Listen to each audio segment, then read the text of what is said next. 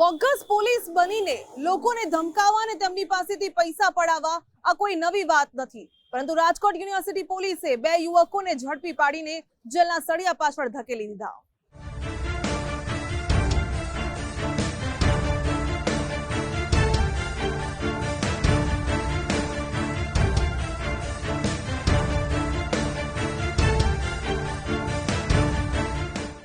સૌરાષ્ટ્રના મુખ્ય મથક રાજકોટમાં તોડબાજોનો જાણે રાફડો ફાટ્યો છે।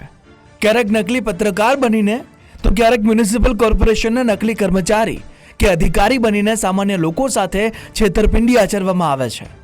નકલી પોલીસ બનીને પૈસા પડાવવાનો કિસ્સો લાંબા સમય બાદ પ્રકાશમાં આવ્યો।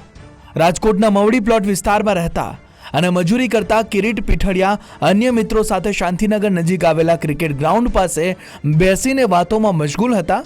આ સમયે એક ઇલેક્ટ્રિક ટુ વ્હીલર પર બે ઈસમ નજીક આવ્યા અને પોતે માલવિયાનગર પોલીસ સ્ટેશનના કર્મચારી હોવાની ઓળખ આપી। બે પૈકીના એક ઈસમે પોલીસના લોગો લગાવેલું જેકેટ પહેરી રાખ્યું હતું, જેથી રાત્રે વાતો કરી રહેલા મિત્રોને પહેલી નજરે આવેલા બંને ઈસમો ખરેખર પોલીસ કર્મચારી હોવાનું લાગ્યું।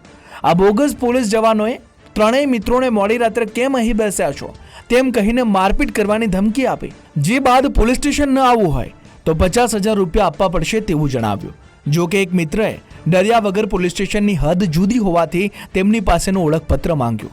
નકલી પોલીસ બનીને આવેલા યુવકોએ નામ આર્યન ફળદુ અને પરમરાજ માંજરિયા હોવાનું જણાવ્યું, પરંતુ પોલીસ કર્મચારી તરીકેનું ઓળખપત્ર આપવાને બદલે થોડી વારમાં જ ઘટના સ્થળેથી ફરાર થઈ ગયા।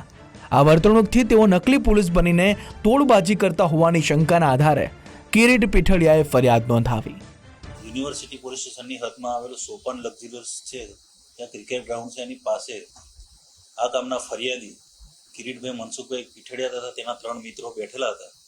તે દરમિયાન થોડી વારમાં બે ઈસમો બ્લુ કલરની ઓલા મોટરસાયકલ લઈને આવેલા અને એમને જોઈ અને એમને કીધેલું મોટરસાયકલ શું કરો છો અહીંયા આગળ તમે પટમાં, તો આ લોકો ડરી ગયેલા ફરિયાદીને અને ભાગવા લાગેલા, જેથી આ ગામના ફરિયાદી જે છે કિરીટભાઈ તેઓના બે ઈસમોએ પકડી લીધેલા, જેમાંથી એક ઈસમે પોલીસના લોગોવાળું ટી શર્ટ પહેરેલું હતું।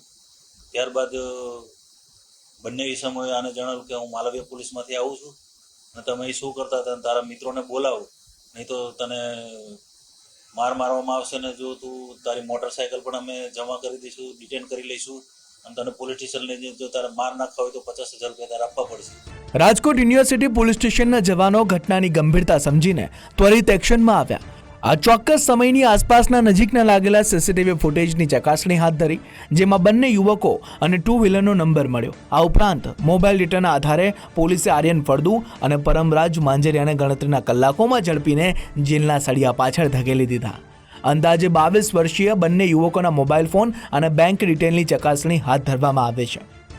એનો મિત્ર જે નરેશભાઈ છે તો એમને સવાલ કરેલો કે માલવિયા પોલીસ છે તો તમે યુનિવર્સિટી પોલીસ સ્ટેશનની હાથમાં શું કરો છો, તમારી ઓળખ આપો, તમારો એકાડ બતાવો, જેથી આ લોકો ગભરાઈને ભાગી ગયેલા।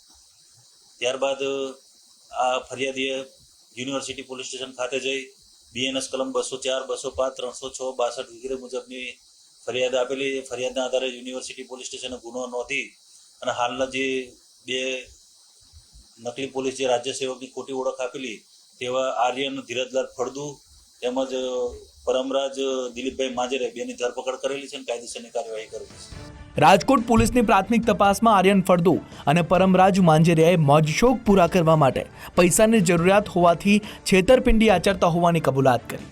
આ બંને ઈસમોએ નકલી પોલીસ બનીને અન્ય કેટલા લોકો સાથે છેતરપિંડી આચરી, અત્યાર સુધીમાં કેટલા રૂપિયા પડાવ્યા તેવી અનેક બાબતો પરથી તપાસ દરમિયાન ખુલાસા થઈ શકે છે।